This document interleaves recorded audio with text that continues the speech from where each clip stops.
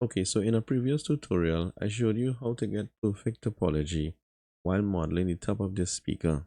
Some persons actually showed me another way, which is a better way. Let me show you using the same example.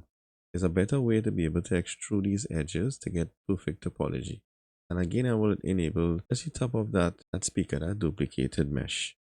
And what I showed earlier, when you press E, then S, you get uneven topology around there. And then my fix was where I would extrude it, and then in face select, alt left click, and if I press 7 for top view and press alt E, I get perfect topology there. That's one way to do it. There's another way, and actually a better way, as I mentioned.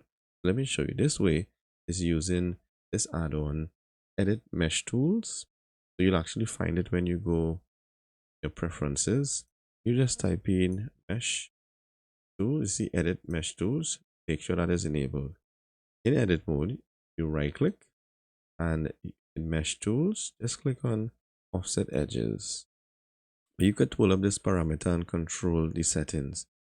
For example, if you click on this drop down offset and switch it to extrude, then you can be able to change the width, hold shift for finer control, and it does the same thing.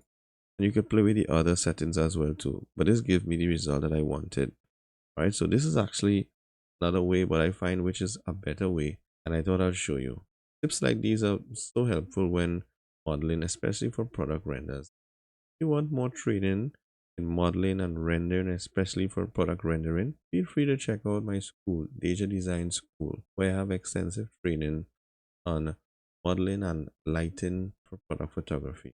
I hope you learned something. Thanks for watching, and I'll see you next time.